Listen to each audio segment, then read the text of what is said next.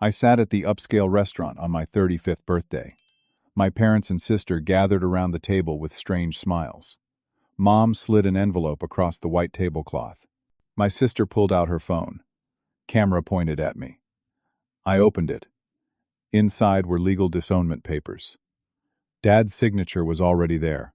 Mom announced this was from all of them. Their final gift to the family disappointment. My sister giggled, recording. My hands didn't shake. I thanked them, stood, took the papers, and walked out. They had no idea what was coming. The cold night air hit my face as I stepped out of the restaurant. I folded the papers and slipped them into my jacket pocket. I didn't look back at the windows where my family probably watched, waiting for me to break down or come crawling back. They'd be waiting a long time. Walking to my car, my mind drifted back through 35 years of being the family disappointment. Growing up, my sister Amanda was always the golden child. Perfect grades in every subject. Cheerleader captain. Homecoming queen. She knew exactly how to make our parents proud, and she never let me forget it. I was different, quiet, bookish. I spent my time reading about computers and coding, teaching myself programming languages when other kids played sports.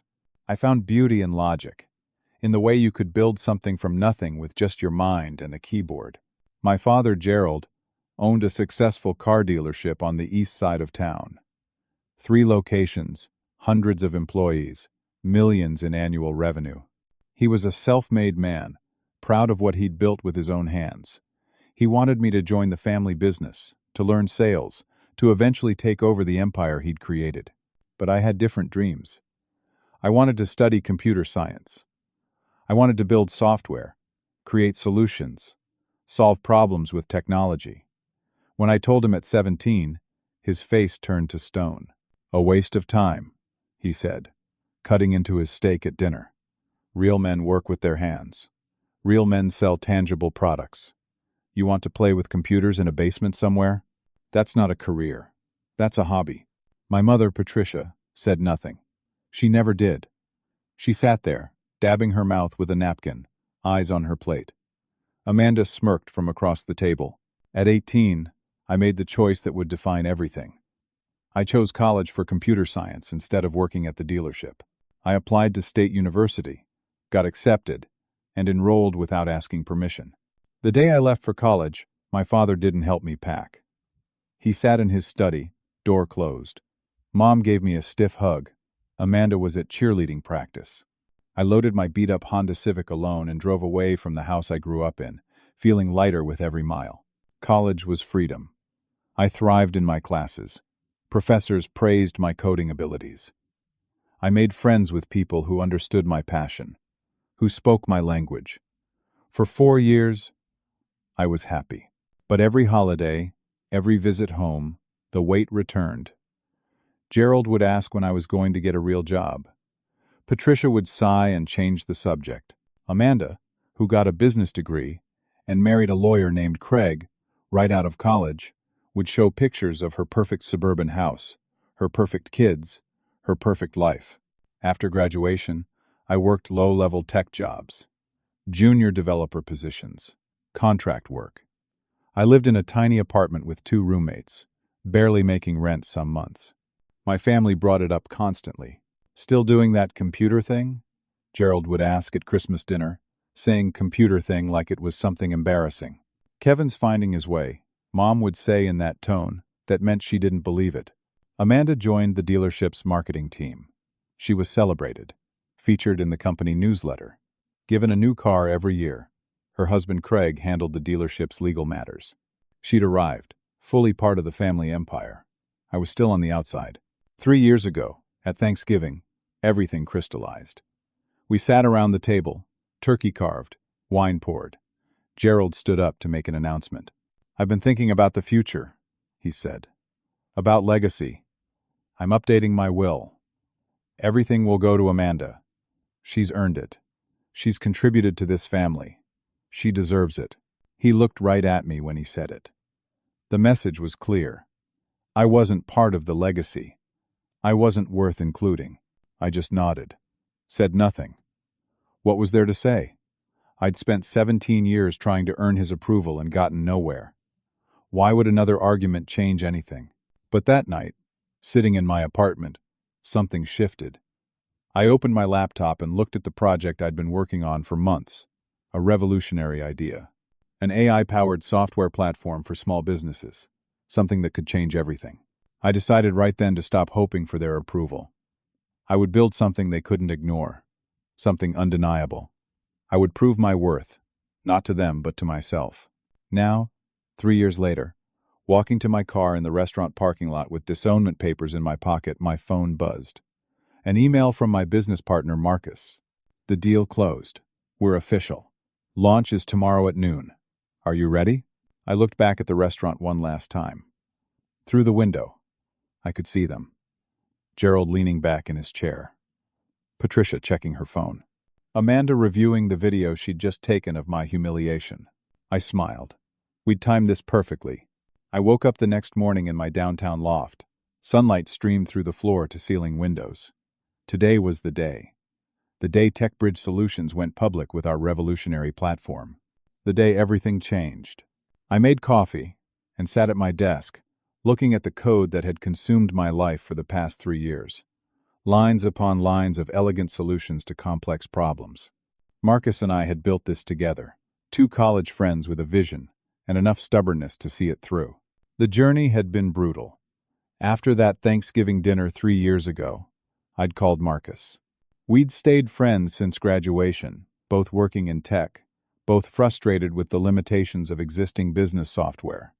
I told him my idea. An all-in-one platform using artificial intelligence to help small businesses automate inventory management, accounting, customer relations, everything they needed in one affordable package. Everyone's building for enterprise, I'd said. Nobody's thinking about the mom and pop shops, the local restaurants, the independent contractors. They need this technology, but they can't afford 5 different subscriptions and a full IT department. Marcus got it immediately. When do we start? We started that night. Late nights after our day jobs. Every weekend. Holidays. Birthdays. We had no social life. Just pure focus. Marcus handled the business logic and user interface. I built the AI engine, the heart of the system that learned from each business's patterns and optimized their operations automatically. After a year, we had a working prototype. We tested it ourselves, using it to manage Marcus's side business selling custom furniture online. The results were incredible. The software predicted inventory needs, automated invoicing, even suggested optimal pricing based on market conditions. His profits doubled in 3 months. We knew we had something special. We found 50 small businesses willing to beta test. Coffee shops, bookstores, plumbing companies, hair salons. We gave them the software for free in exchange for feedback. Within 6 months, every single one reported significant improvements. Less time on paperwork, better cash flow, happier customers. Word spread organically. Small business owners talked to other small business owners. We started getting inquiries. People wanted to buy what we'd built. That's when we knew we needed real funding. We quit our day jobs. Risky, but necessary. We pitched to venture capital firms. Got rejected 12 times. Too niche, they said. Not scalable, they said. Small businesses don't have money for software, they said. The 13th firm was different. Pinnacle Ventures. The partner who met with us, a woman named Sarah Chen, had grown up in her family's restaurant. She understood the struggle. She saw the potential. Small business is the backbone of America, she said. If you can really help them compete with big corporations, you'll have millions of customers. I'm in. Pinnacle invested $2 million for a 20% stake. We used that money to refine the platform, hire a small team, and launch officially. That was 8 months ago. The growth exploded. In 8 months, we signed 300 small business clients. Revenue hit $500,000 monthly. Our retention rate was 98%. People loved the software because it worked better than anything else on the market and cost half as much. The tech press noticed. Articles in TechCrunch. a feature in Wired. Forbes called us the David fighting for small business Goliaths. Then, 2 weeks ago, we got the call that changed everything. Quantum Systems, a major tech corporation worth billions, wanted to meet. They'd been watching our growth. They wanted to acquire TechBridge. Their opening offer was $85 million. Marcus and I sat in stunned silence when their CEO, Robert Hartman, said the number. $85 million. For something we'd built in my apartment. For lines of code and a belief that small businesses deserved better. We negotiated. Marcus was brilliant at it, pushing back, highlighting our growth trajectory, our potential. We got them up to $95 million. Marcus and I owned 70% of the company combined, 35% each.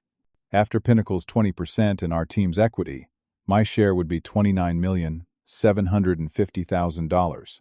$29,750,000. I'd grown up being told I'd never amount to anything, that I was wasting my time, that I should give up my dreams and sell cars. And now I was about to become a multimillionaire from the very thing they'd mocked. The deal closed yesterday. Today at noon, there would be a press conference at the Grand Hotel downtown. National business media. Robert Hartman would announce Quantum's acquisition of TechBridge. Marcus and I would be introduced as the founders. I'd known about my family's dinner plans for weeks. Amanda had texted me the restaurant name, told me to be there at 7. I'd suspected something bad was coming. They'd been extra cold lately. Short phone calls. Canceled plans. Something was up. But Disownment papers? That went beyond even my lowest expectations. They'd actually had legal documents drawn up. Notarized. Official. My father's signature in blue ink. My mother's announcement that it was from all of them. Amanda recording it for entertainment. It was crueler than I'd imagined they could be. And that was saying something. Marcus called as I finished my coffee. "You okay, man? Last night was brutal." I'd called him right after leaving the restaurant. Told him everything. He'd been furious on my behalf. Wanted to go over there and confront them. I'd talked him down. "I'm good," I said. "Let them have their moment. We'll have ours in 4 hours." As we talked, another call came through. Unknown number. I normally didn't answer those, but something told me to pick up. "Hello? Kevin?" A woman's voice, shaking. "It's Carol, from your father's dealership." Carol had been my father's secretary for 20 years. She'd always been kind to me, slipping me cookies when I visited as a kid, asking about my life when nobody else did. "Carol? What's wrong?" She was crying. "Kevin, I'm so sorry about last night. Your father made me notarize those papers. I hated doing it. But I thought you should know something." My chest tightened. "Know what?"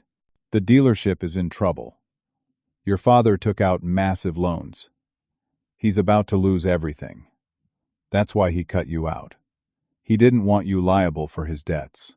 The floor seemed to tilt. "What are you talking about?" "He's going to lose it all, Kevin. And he's too proud to admit it." Carol's voice cracked as she explained everything.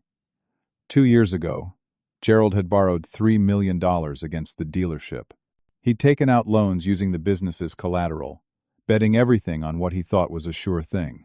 "He invested it in your brother-in-law's real estate venture," Carol said. "Craig promised guaranteed returns, 20% annually. Your father saw it as a way to expand, to leave an even bigger legacy for Amanda."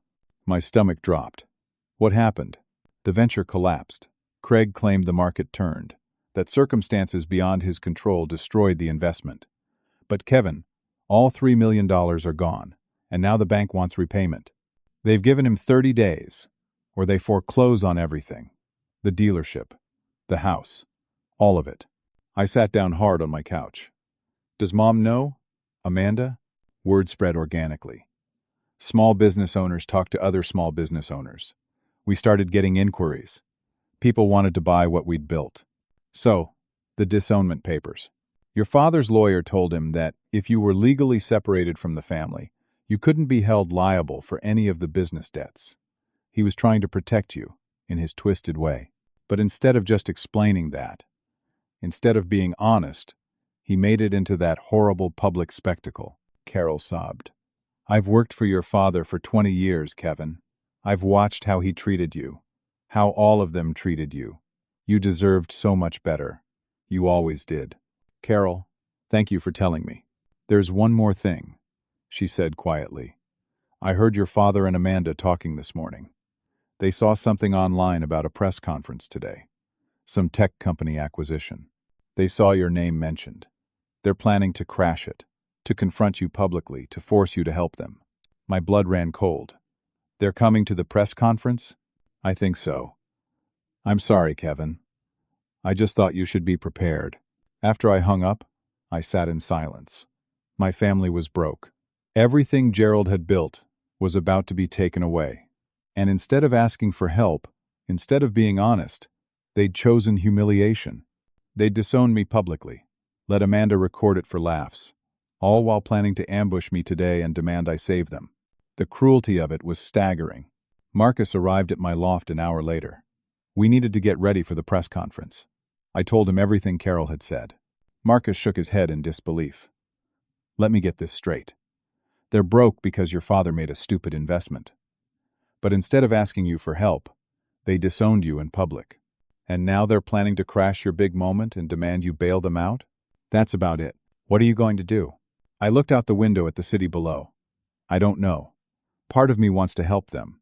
They're still my family. But another part of me thinks they chose this. They made their choices. Why should I fix their mistakes when they never supported mine? It's your call, man. But from where I'm sitting, they don't deserve your help. They made their bed. Let them lie in it. We put on suits. Navy blue for me, charcoal for Marcus. The press conference was at the Grand Hotel Ballroom at noon. It was 10:30 now. We needed to be there early to prep with Robert Hartman and the Quantum Systems team. As we drove downtown, I made a decision. I wouldn't reach out to my family. I wouldn't hide anymore either. If they saw the news, they saw it. If they didn't, they didn't. I was done living in their shadow. I was done seeking their approval. Today was about what Marcus and I had built. About the hundreds of small businesses we were helping. About proving that dreams were worth chasing, even when everyone said they were impossible. The Grand Hotel Ballroom was packed when we arrived. Cameras everywhere. Journalists from TechCrunch, Forbes, Wall Street Journal, Bloomberg, local news stations, tech bloggers. The room buzzed with energy.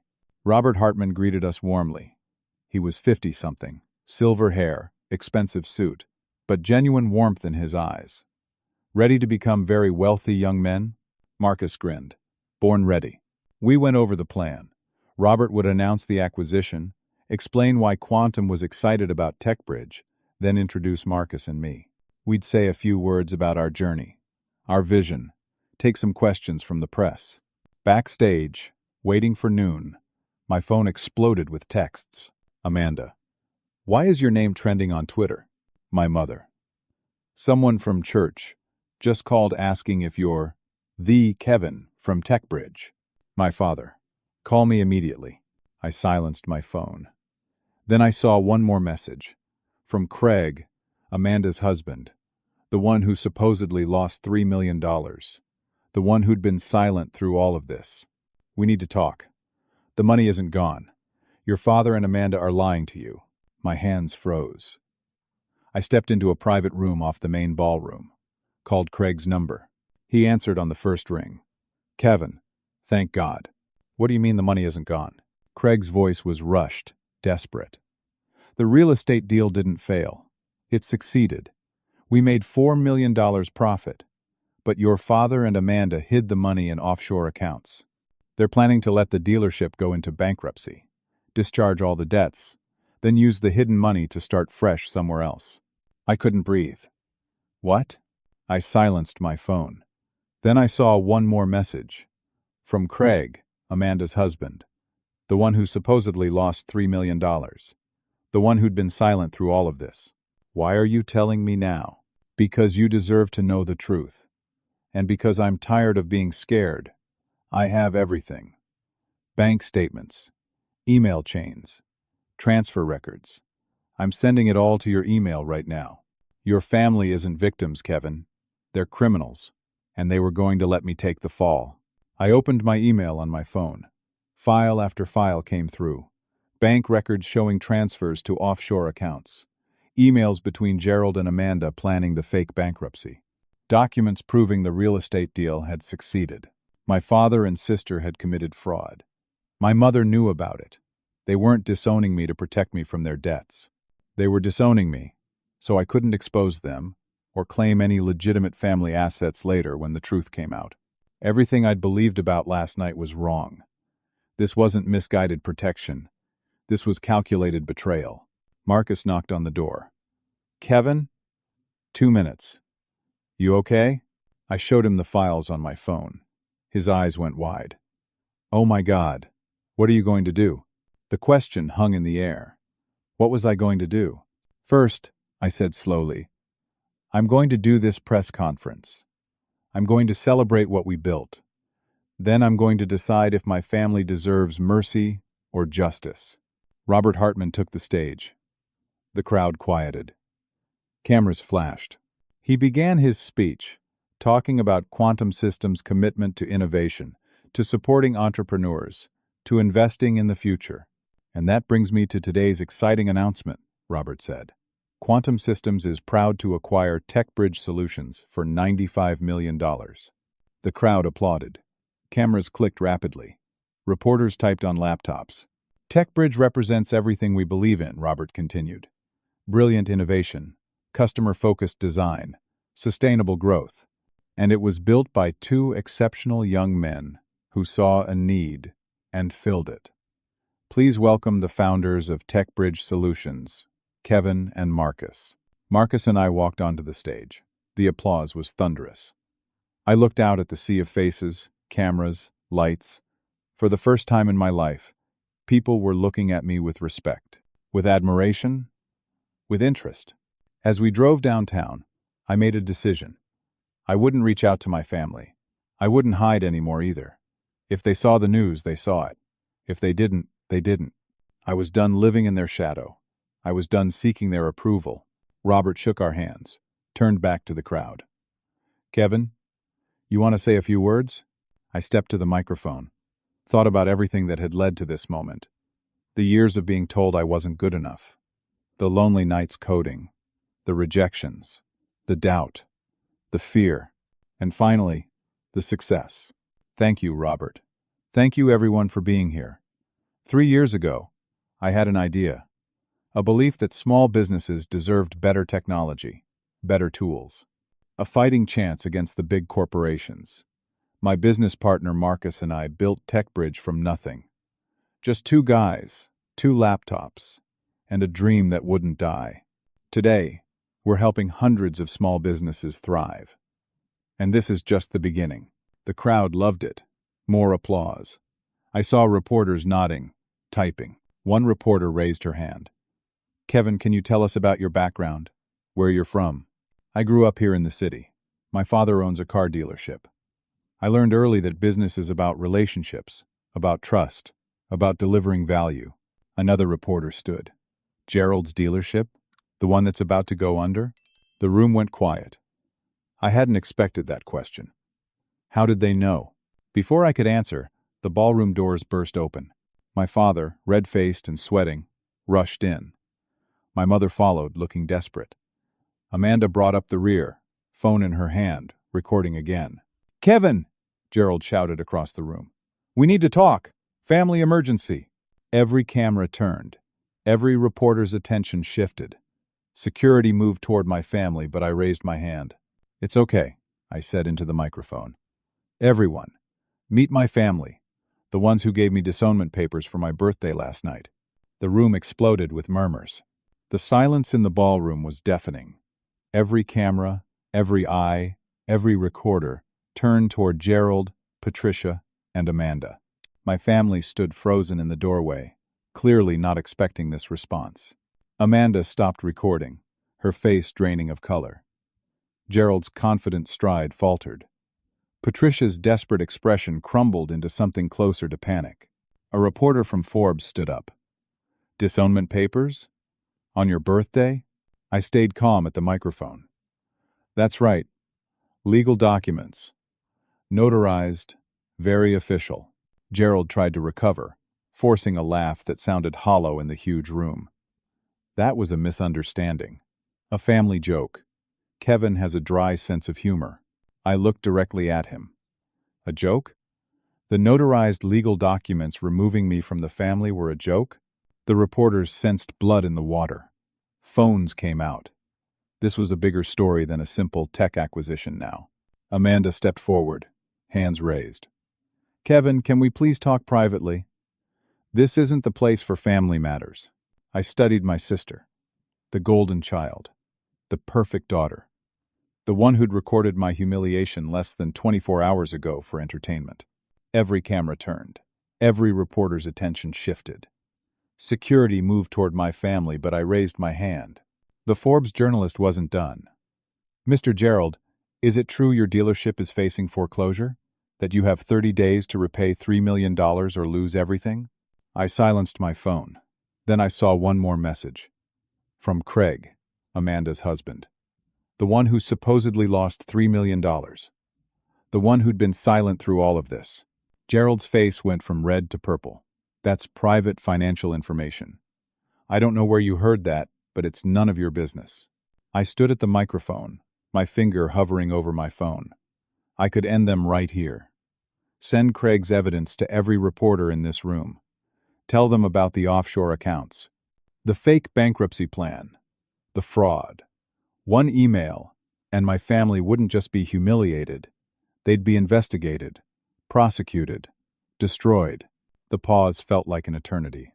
I looked at my parents, at my sister.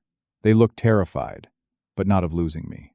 They were terrified of losing their secrets, of facing consequences, of the world seeing who they really were. My mother started crying, real tears streaming down her face. Kevin, please, we made mistakes. We can talk about this at home. As a family, home? The word came out harder than I intended. You mean the home I'm legally disowned from as of last night? Patricia flinched like I'd slapped her. For just a second, I saw them as they really were. Not monsters, not villains. Just broken people who'd made terrible choices. My father, so obsessed with control and image that he'd rather commit fraud than admit failure. My mother, so conflict-averse that she'd enabled it all rather than speak up. My sister, so desperate for approval that she'd lost herself completely. Robert Hartman stepped forward, sensing the situation spiraling. Perhaps we should conclude the official press conference. Kevin, if you need a moment with your family, we have conference rooms available. I nodded. Thank you, Robert. Security quietly escorted us to a private conference room off the main hallway. Just the four of us. The door closed, muffling the chaos we'd left behind. Gerald immediately went on the offensive. You're going to help us. After everything we did for you, you owe us. We raised you, fed you, put a roof over your head. I actually laughed. It bubbled up from somewhere deep, part disbelief, part exhaustion. I owe you? You disowned me. Last night. In public. With legal documents. For entertainment. Amanda's voice cracked. It was Dad's idea. He said if we cut you off legally before the bankruptcy, you couldn't be held responsible for any of the business debts. He said he was protecting you. Gerald's facade started cracking. I didn't know about your tech thing. I thought you were still struggling. Still wasting your time. Carol mentioned something this morning and I looked you up online. Saw the press conference announcement. We came here too. He trailed off. To what? I pressed. To ask nicely? To apologize? Or to publicly guilt me into saving you? Patricia stepped between us. To ask you to help us. We know we don't deserve it. But we're your family, Kevin. Doesn't that mean anything? I pulled out my phone, opened Craig's files, and showed them the screen. Bank statements, offshore account numbers, email chains. I know about the Cayman accounts, I said quietly. I know the real estate deal succeeded. I know you made $4 million. I know you're planning to fake a bankruptcy and commit insurance fraud. And I know you were going to frame Craig and let him take the fall. The color drained from Gerald's face. Amanda grabbed the edge of the table for support. Patricia's crying intensified. Craig sent me everything, I continued. Every transaction, every email, every lie. So let's stop pretending this was about protecting me. You disowned me to protect yourselves, to make sure I couldn't expose you or claim family assets when the truth came out. Amanda collapsed into a chair. How did Craig get all that? He's smarter than you thought, and braver than you counted on. Gerald's anger melted into something else. Fear. Real fear. Kevin, if that information gets out, we'll go to prison. I know. You'd really do that to your own family? I looked at each of them. I haven't decided what I'm going to do, but I'm going to tell you what's going to happen next. You have 48 hours to return every penny of that hidden money. Pay back the bank. Save the dealership legitimately. No fraud. No fake bankruptcy. You'll submit to a forensic audit, and you'll publicly admit what you did. Gerald's face hardened. That would ruin us. Our reputation in this community would be destroyed. You were willing to ruin me for entertainment last night. Why should your reputation matter more than mine ever did? Amanda was fully crying now, makeup running down her face. I didn't want to do it. Dad said we had no choice. That you were weak anyway. That you'd never amount to anything. That cutting you loose was a mercy. I recorded you opening those papers because Dad told me to. He said it would be funny. He said you deserved it for being ungrateful. But the truth is, watching you through that phone screen, seeing your face when you realized what we'd done, I felt sick. I felt like the worst person alive. I've been jealous of you for years, Amanda continued, her voice breaking. You were always smarter than me. Kinder. More genuine. But Mom and Dad only valued money and status. So I became what they wanted. I married Craig because he was a lawyer, not because I loved him. I had kids because that's what perfect daughters do. I joined the dealership even though I hate sales and cars and everything about it. I turned myself into this person I don't even recognize. And you just stayed yourself. And I hated you for it. Patricia finally spoke, her voice barely above a whisper. I knew it was wrong. All of it. How we treated you. The fraud. The disownment. Everything. I should have stopped it. I should have protected you. I chose comfort over courage. I chose your father over you. And I will regret it every single day for the rest of my life. The room fell silent, except for Amanda's crying and Patricia's quiet sobs. I felt 35 years of pain rising up. Do you know what it's like to never be good enough? To have your own parents look at you like you're a burden? Like you're a mistake they can't fix? I learned to code because computers made sense. They were logical. They didn't play favorites. They didn't make you feel small. Patricia reached for my hand. I pulled away.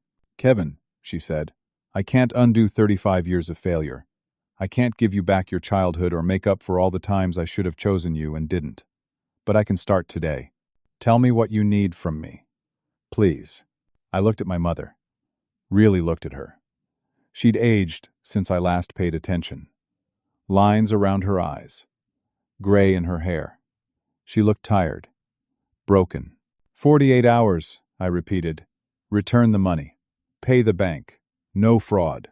And I want letters. From each of you. Not apologies. I don't want apologies. I want honesty. I want you to explain why. Why you treated me the way you did. What I did that made me so unworthy of your love. I want to understand. Gerald stood stiffly. And if we do all this? What then? You'll help us? I shook my head. No. You'll help yourselves. That's the point. You'll succeed or fail on your own merit. Just like I had to. No bailouts. No rescues. You made this mess. You clean it up. Amanda looked up at me with red, swollen eyes. Will you ever forgive us? The question hung in the air. Would I? I don't know, I said honestly. But I know I'm done carrying your expectations. I'm done being your disappointment. From now on, I'm just Kevin, not the son who failed you. Not the brother who embarrassed you. Just me. And that's enough. I walked to the door, then paused. You have 48 hours. If I don't see proof that the money's been returned and the bank's been paid, I send everything to the FBI. Your choice.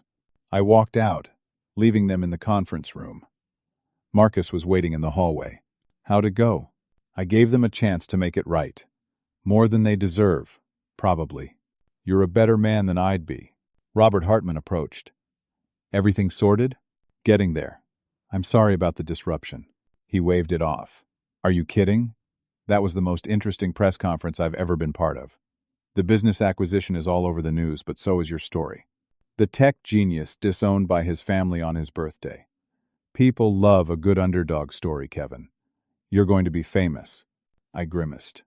That's not what I want. Maybe not, but it's what you've got. Might as well use it for good. Come on, let's finish up with the remaining reporters. The next 3 days were a blur. The story went viral. Tech blogs, national news, social media.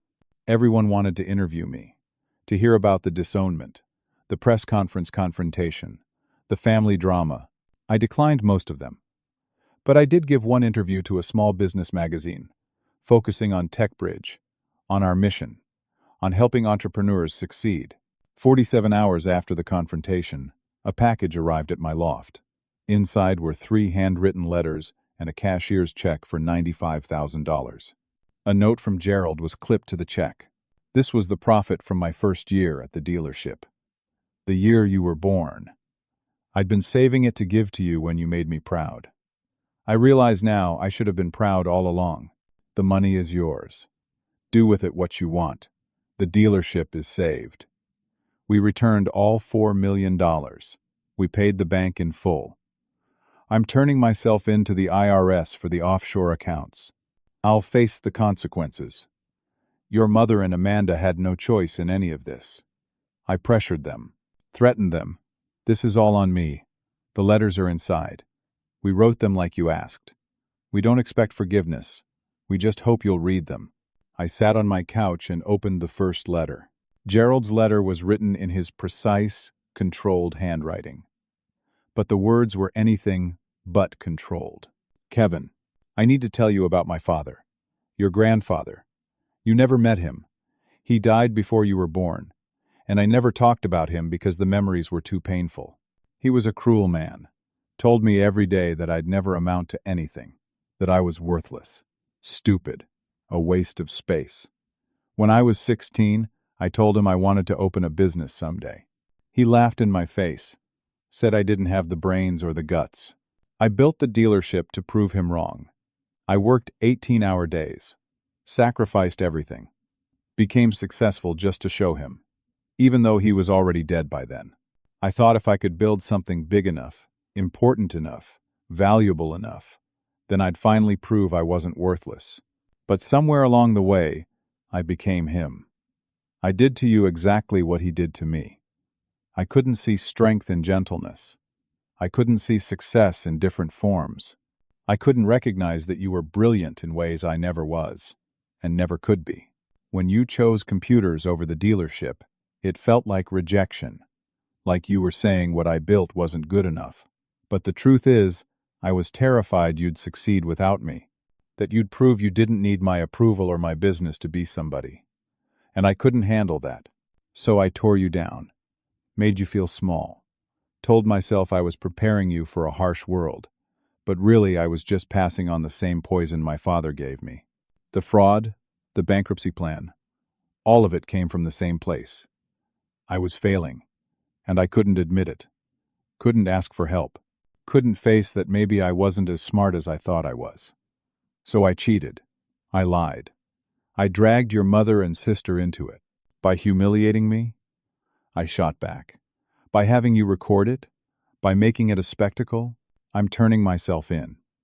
I'll plead guilty to tax evasion and fraud. I deserve whatever punishment comes. I'm doing it because it's right, but also because I want you to see that I can change, that I can finally face my failures, instead of running from them.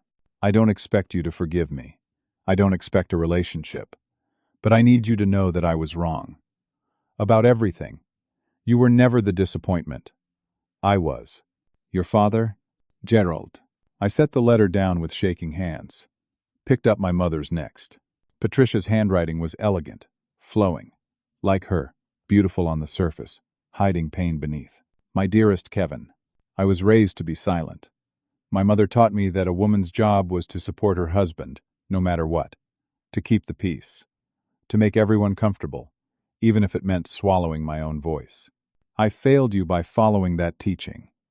Every time your father criticized you, I should have defended you.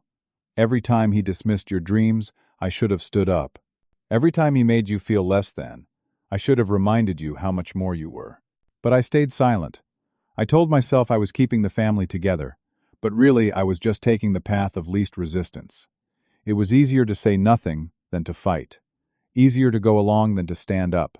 When I watched him slide those disownment papers across the table, when I saw your face as you opened them, something inside me broke. I saw clearly, for the first time in decades, what we'd become. What I'd allowed us to become. I saw a son who deserved love being treated like a burden. I saw cruelty being disguised as family business. I saw myself being complicit in breaking the heart of the person I should have protected most. I'm leaving your father. Not permanently, perhaps, but for now. I need to figure out who I am. Beyond being someone's wife. Beyond being the peacekeeper. I need to find my voice and learn how to use it. I've started volunteering at a women's shelter, helping women find the courage to leave bad situations. It's helping me understand my own failures. Every woman I meet who stayed silent too long, I see myself. And I'm learning, slowly, that it's never too late to change. I can't give you back your childhood. I can't undo the damage. But I can start now, today, being the mother I should have been all along. Even if you don't want a relationship with me, I can still be better. I can still stand up. I can still speak. I'm so proud of what you've built.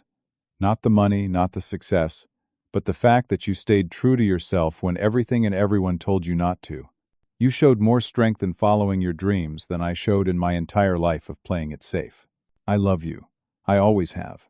I was just too afraid to show it in ways that mattered. Your mother, Patricia. Tears blurred my vision. I wiped them away and opened Amanda's letter. Her handwriting was messy, rushed, like she'd written it in a flood of emotion. Kevin, I don't know where to start. I've been the worst sister. The worst person. I've spent my entire life competing with you, resenting you, trying to prove I was better, more valuable, more worthy of Mom and Dad's love. But here's the thing I'm finally admitting. You already were better. You were kinder, more genuine, more yourself. And I hated you for it because I didn't know how to be myself. I'm filing for divorce from Craig. Our marriage was always a performance. I picked him because he looked good on paper. Lawyer, good family, right connections. But I never loved him, and he never loved me. We were both just playing roles. I'm leaving the dealership too. I hate cars. I hate sales. I hate pretending to care about profit margins and market share and quarterly goals.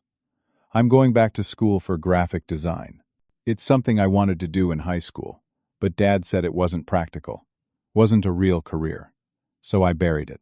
Watching you at that press conference, seeing you own your success, seeing you stand up to us, it made me realize I've been living Dad's life, not mine. And I'm exhausted. And I was. I am. But I'm trying to change. I don't expect you to forgive me or want me in your life. But I want you to know that I'm finally going to figure out who Amanda actually is, underneath all the performance. And if she's even half as brave as my little brother, I'll be okay. I'm sorry. For everything. For decades of cruelty, disguised as sibling rivalry. For not standing up for you. For not celebrating you. For being so caught up in Mom and Dad's approval that I forgot to just be your sister. You deserved better. You always did. Amanda. I set down the last letter and sat in the silence of my loft. The check sat on the coffee table. $95,000. My father's first profit. The year I was born. He'd saved it all these years, waiting for me to make him proud. The tragedy was clear now. He'd been proud. He'd been saving this money for me. But he couldn't give it to me, because I hadn't made him proud in the way he'd decided I should. His love had conditions. His pride had specifications. Over the next weeks, I watched from a distance as my family transformed. Gerald pleaded guilty to tax evasion. The IRS investigation found the offshore accounts, just as he'd known they would. He got probation, a massive fine, and community service. He sold the dealership to a regional chain, used the money to pay restitution and fines. He took a job as a sales manager at a different dealership, starting over from the bottom. I saw an interview with him in the local business journal. The reporter asked about the scandal. Gerald was honest. I made terrible choices. I hurt people I loved. I violated laws and ethics. I'm facing the consequences, and I should. I'm trying to rebuild, not my business, but my character. Patricia separated from Gerald for 6 months. She got her own apartment, started therapy, became active in local women's organizations. She began speaking up, making decisions, finding her voice. I saw her interviewed on a local news segment about domestic emotional abuse. She was articulate, powerful, transformed. Amanda filed for divorce from Craig. She moved into a small apartment, shared custody of her kids. She enrolled in online graphic design courses. 3 months later, she got a job at a small marketing agency. I saw her portfolio online. She was talented, really talented. She posted on social media about starting over. 32 years old and finally becoming who I actually am. Better late than never. The money was more than I'd ever imagined. $29,750,000. After taxes, I had about $18 million. I bought a nice house, but not a mansion. 3 bedrooms, small yard, normal neighborhood. I donated $2 million to coding education programs for underprivileged kids. And I started the Second Chance Foundation, a nonprofit helping people whose families rejected them for following their dreams. We gave scholarships, provided therapy, connected people with mentors, created a community for those who felt alone. Marcus became my best friend and permanent business partner. We launched 2 more startups together, both successful. He was the brother I'd never had, the family I'd chosen. A year passed. My 36th birthday approached. Marcus wanted to throw a party. I said no. I wanted something quiet, simple, just a few friends, a nice dinner, nothing dramatic. Meanwhile, TechBridge exploded. Under Quantum Systems, we expanded to 1,500 small business clients. The platform got better, smarter. We added features, won industry awards. I stayed on as Chief Innovation Officer, working with Marcus to build new products. Then, there was a knock at the door. I opened it. My mother, father, and sister stood on the porch. They looked different, smaller somehow, humbled. Gerald's hair had gone completely gray. Patricia looked healthier, more alive than I'd ever seen her. Amanda's eyes were clear, no longer hiding behind performance. "Hi," Patricia said softly. "We know you probably don't want to see us, but we were hoping we could take you to dinner. Nothing fancy. Just a meal. Your birthday." I looked at them. A year ago, they'd given me disownment papers. Now they stood on my porch, asking permission to celebrate with me. Marcus appeared behind me. "Your call, man. I can stay or go." I looked at my family. Broken people trying to heal. It wasn't perfect. It might never be. But it was real. More real than it had ever been. "One dinner," I said. "We'll see how it goes." We drove to a small Italian restaurant in my old neighborhood. Nothing fancy. Red checkered tablecloths, candles in wine bottles. Family owned. Been there for 40 years. The kind of place that served comfort more than cuisine. No phones on the table. That was my one rule. Patricia nodded immediately. Gerald hesitated but put his phone away. Amanda turned hers completely off. We ordered. Chicken parmesan for me, pasta for Patricia, veal for Gerald, eggplant for Amanda, garlic bread for the table, red wine. We made small talk at first. Weather, traffic, safe topics. Then Patricia said, "Tell us about TechBridge. We've been following the news, but we want to hear it from you." I talked about the platform, the small businesses we were helping. A bakery in Oregon that increased profits by 40%. A plumbing company in Texas that went from chaos to organized in 3 months. A bookstore in Vermont that was struggling and now was thriving. That's what I'm most proud of, I said. Not the money, not the acquisition. The fact that we're actually helping real people build better lives. Gerald listened intently. That's what business should be, he said quietly. I forgot that somewhere along the way. I got obsessed with numbers and status.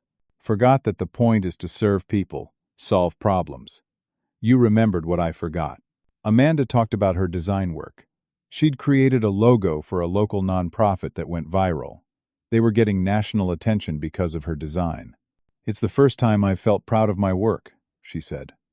Really proud, not just performing pride for someone else's approval. Patricia shared about her volunteer work. She'd helped 12 women leave abusive situations in the past year, connected them with resources, jobs, housing. I spent my whole life being silent and small. Now I help other women find their voices. It's healing me while I help them. We ate slowly. No rushing. The restaurant was warm, cozy. Other families around us laughed and talked. We were just another table. Just another family trying to figure things out. Dessert came. The waiter brought out a small tiramisu with a single candle. They sang Happy Birthday, quietly, not making a scene, just the four of us. I blew out the candle. What'd you wish for? Amanda asked. I smiled. Nothing. I have everything I need. Gerald stood, cleared his throat. The whole restaurant didn't need to hear this, so he kept his voice low.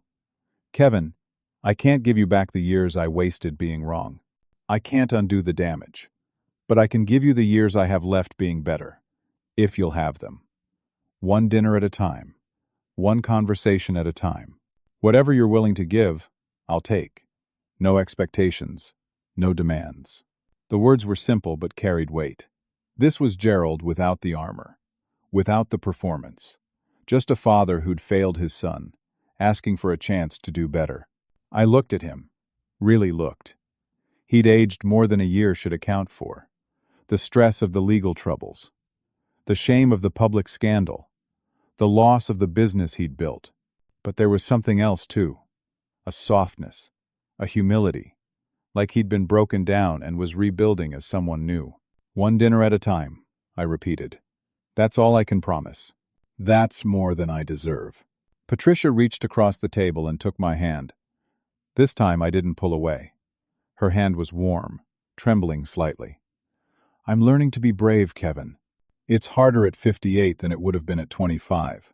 But I'm learning. And part of being brave is telling you this. I love you. I always loved you. I just didn't know how to show it in ways that mattered. I'm learning that now too. Tears welled up in my eyes. I'd waited my whole life to hear those words said with that kind of honesty. Not performed. Not conditional. Just true. I love you too, Mom. Amanda wasn't crying. She'd cried enough over the past year. But her eyes were bright, clear. I don't know if we'll ever be close, she said. We lost too many years. Too much damage. But I want you to know I'm rooting for you. Everything you do, everything you build, I'm genuinely happy for you. Not jealous, not resentful, just happy. That's new for me. I'm rooting for you too, I said. Your design work is incredible. Really incredible. She smiled. A real smile. Not the performance smile I'd seen my whole life. Thanks, Kevin. That means more than you know. We finished dessert. Paid the bill. Walked out into the cool November night. The air smelled like autumn. Leaves. Rain. Change. We stood by our cars for a moment. Gerald extended his hand. I shook it. Firm. Equal. Not father to disappointing son. Just two men acknowledging each other. Patricia hugged me. I hugged her back. It felt good. Safe. Like maybe. Eventually, it could feel like what a mother's hug should feel like. Amanda waved. Happy birthday, Kevin. For real this time. Thanks, Amanda. I watched them drive away.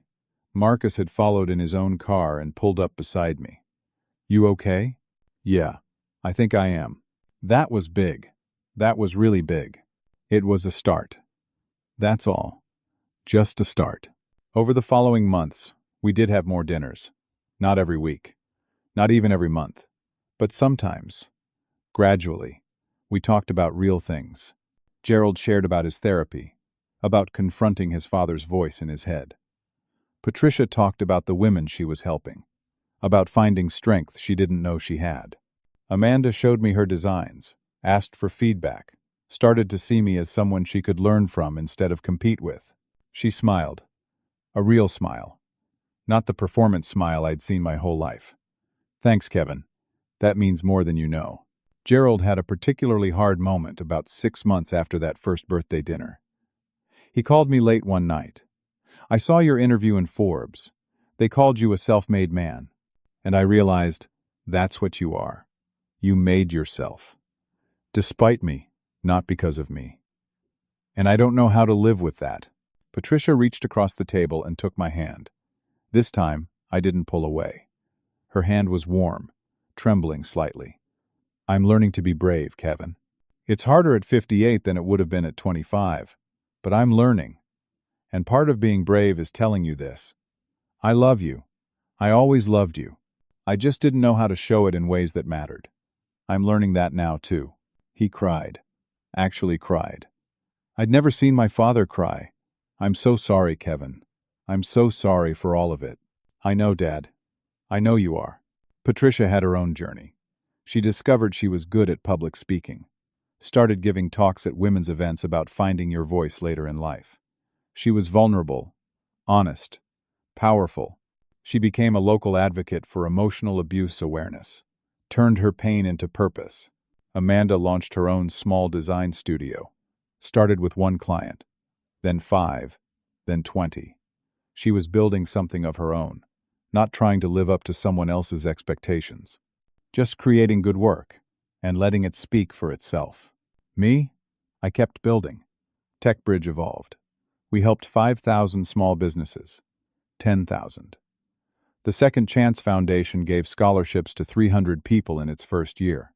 We got letters from young people who'd been rejected by their families for being themselves, for following their dreams. Each letter reminded me why this mattered. Marcus and I started talking about our next big project. An educational platform teaching coding to kids from underserved communities. Free, accessible, no barriers. We wanted to create opportunities for kids like I'd been. Kids whose families didn't understand them. Kids who dreamed in code and logic. My 37th birthday came. This time, I let Marcus throw a small party. 20 people. Friends, colleagues, and yes, my family. Gerald brought the same $95,000 check I'd never cashed. I want you to use this for the Second Chance Foundation. It was always meant for you. Use it to help kids like you were. Kids who need someone to believe in them. I took the check. Thank you, Dad. No, Kevin. Thank you. For giving me a chance to be better. For not giving up on me when I'd given up on you. For being stronger than I ever was.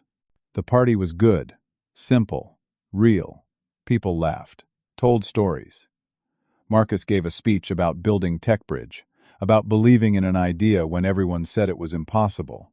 Near the end of the night, Amanda pulled me aside. I've been working on something. A design project. It's not for a client. It's for you. She showed me her tablet. A beautiful, intricate design. A tree with strong roots and reaching branches. In the roots were words, pain, rejection, struggle. In the branches, growth, success, grace. At the center, resilience. I thought maybe you could use it for the foundation, if you want, if it's not too presumptuous. I looked at the design. It was perfect. It captured everything. It's beautiful, Amanda. Really beautiful. We'll use it. She hugged me. Quick, not forced, just genuine.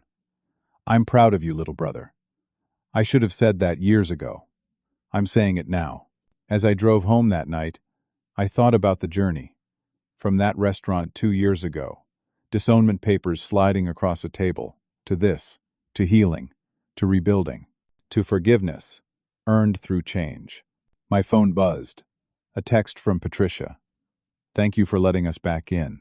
We don't deserve it, but we'll spend the rest of our lives trying to be worthy of it. I typed back. We're all just doing our best. That's all any of us can do. Another text came. Gerald, proud of you, son. Today and every day. 3 words I'd waited 37 years to hear. And somehow, now that the journey to get here had been so hard, they meant even more. I woke up the next morning in my house. Sunlight streamed through the windows.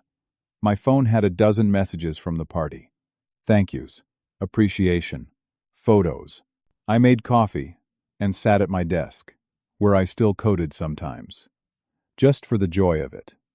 Building small projects. Experimenting. Remembering where I came from.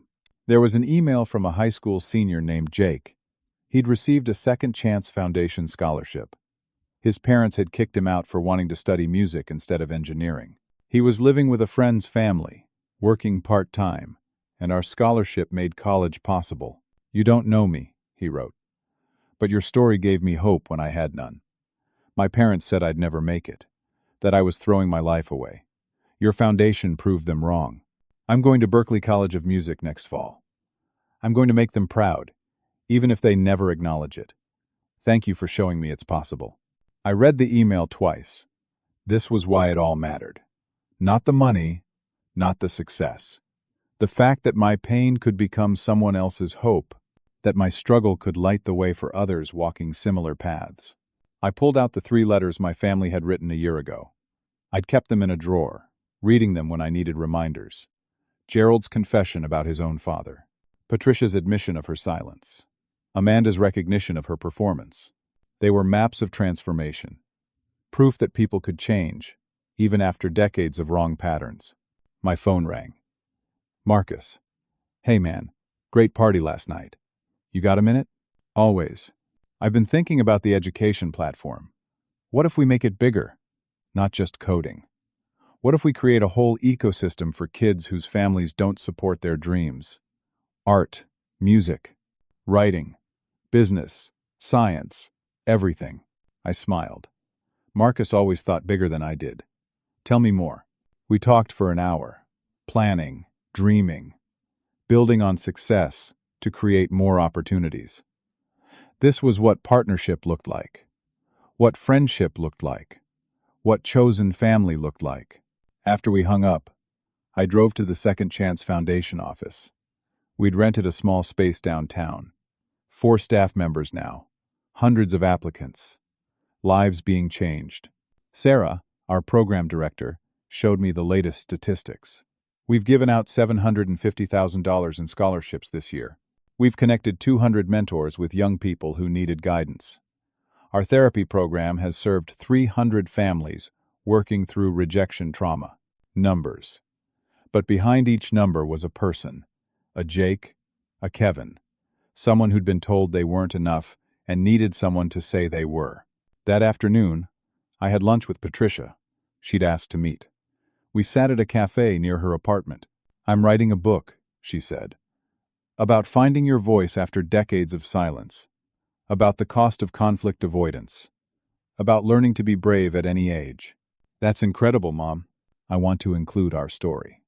If you're comfortable with that, I want to be honest about my failures as a mother.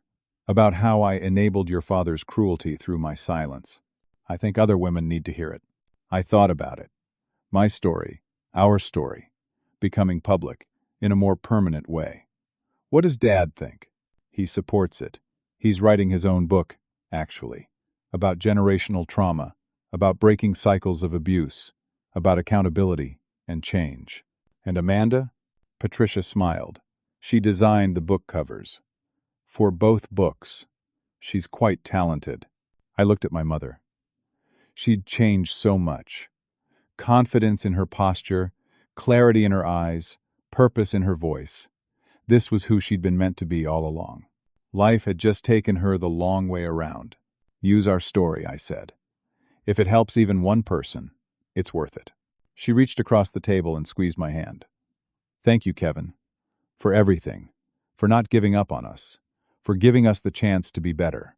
We're all just figuring it out, Mom. Day by day. That evening, Gerald called. Kevin, I'm speaking at a business ethics conference next month. They want me to talk about my fraud case, about the consequences, about rebuilding. Would you come? Not to speak, just to be there? I could hear the vulnerability in his voice. This man who'd been so proud, so certain, now asking his son for support. I'll be there, Dad. Thank you. That means everything. Amanda and I met for coffee a week later. She showed me her portfolio. It had grown exponentially.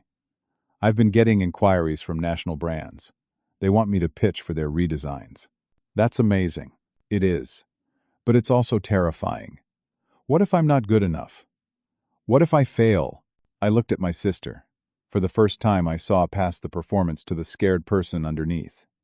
She'd spent so long being what others expected that her own expectations terrified her. Then you fail, I said. And then you try again. That's how it works. Failure isn't the end. Giving up is. She nodded slowly. You learned that early. I'm learning it late. But I'm learning it. Better late than never. She laughed. That's what I keep telling myself. Months passed. Seasons changed. The Second Chance Foundation grew. TechBridge expanded internationally. Marcus and I launched the education platform, called DreamPath. Free education in arts, sciences, technology, and business for young people from unsupportive families. Gerald's book came out, Breaking the Cycle. One Father's Journey, from Cruelty to Change. It was honest, brutal, painful to read. He didn't spare himself, didn't make excuses, just told the truth about his failures and his ongoing work to be better. It sold well, not because people wanted to celebrate him, but because they saw their own struggles in his story. Other parents who'd been too harsh, other kids who'd been hurt, other families trying to heal. Patricia's book followed 3 months later, Finding My Voice, How Silence Broke My Family, and How Speaking Up is Healing It. Also honest, also brutal, also healing for the people who needed it. Amanda didn't write a book. She designed covers for dozens of them, though. Her work became sought after. She was building a name for herself, not as Gerald's daughter, not as someone's wife, just as Amanda. Designer, artist, woman finding her way. My 38th birthday approached. We'd established a tradition now. Small dinner. Just family. No phones. No performance. Just real conversation. We met at the same Italian restaurant. Ordered the same meals. Lit the same candle in the tiramisu. But this year was different. This year, when they sang Happy Birthday, I felt something I'd never felt before with them. I felt loved. Not conditionally. Not as a version of myself they could tolerate. Just loved as Kevin, as myself. What did you wish for? Patricia asked. I looked at each of them. My father, working every day to be better. My mother, using her voice to help others find theirs. My sister, building a life of her own creation. I wished for this to continue, I said. Not perfection, just progress. Just us trying. Gerald raised his glass. To trying, to showing up, to doing the work. We clinked glasses, drank, ate, talked about real things. It wasn't perfect.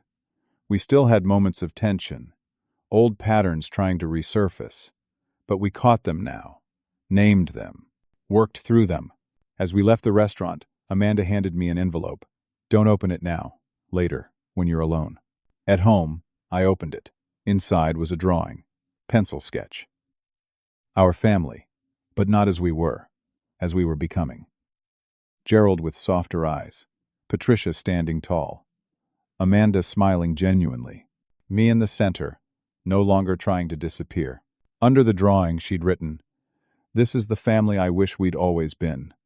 Thank you for giving us the chance to become it." I put the drawing on my desk, next to the disownment papers I'd kept. The contrast was everything. What we were, what we're becoming. People ask me all the time how I built a $95 million company. The truth is, I built it the same way you build anything worthwhile. One line of code at a time. One decision at a time. One day of not giving up at a time. My family tried to break me with those disownment papers, but they actually freed me. When you have nothing left to lose, you discover what you're really made of.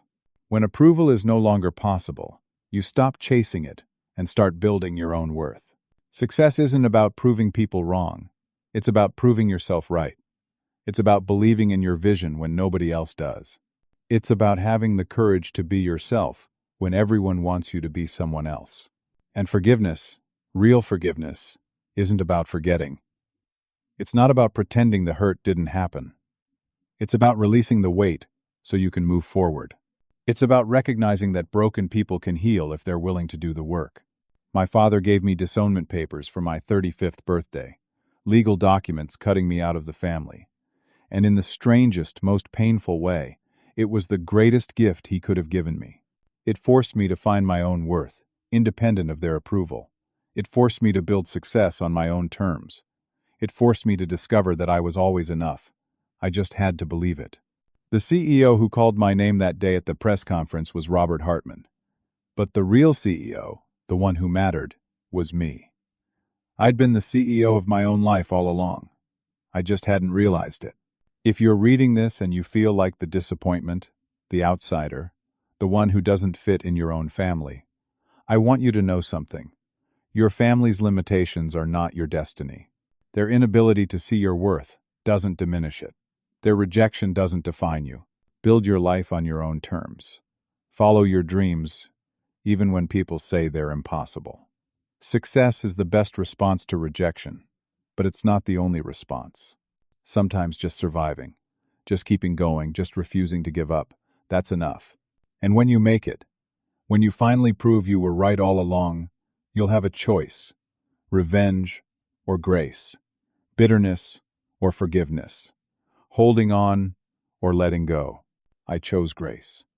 Not because they deserved it, but because I did. I deserved peace. I deserved to stop carrying their weight. I deserved to move forward without the burden of resentment. And so do you. My family is healing now. Slowly. Imperfectly. But really. And I'm part of that healing. Not because I had to be, but because I chose to be.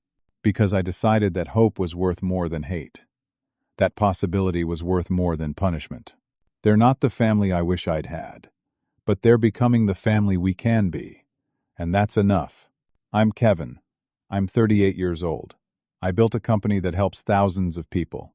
I started a foundation that gives hope to those who've been rejected. I have a chosen family in Marcus and my friends. And I have a biological family that's learning to love better. I am enough. I always was. And you are too. Now I want to ask you something. Have you ever felt rejected by the people who should have supported you? Have you ever had to choose between your dreams and their approval? What did you choose? And how did it turn out? Share your story in the comments. I read every single one. Your story matters. Your journey matters. You matter. If this story touched you, if it resonated with your own struggles or gave you hope, please hit that like button. Subscribe to hear more stories like this.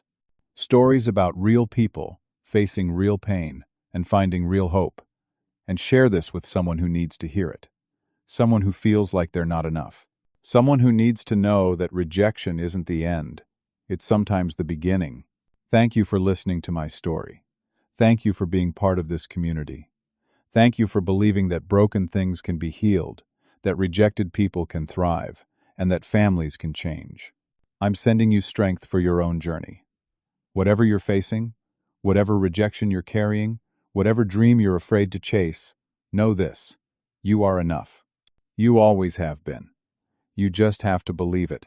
Until next time, keep building, keep dreaming, keep becoming who you were always meant to be.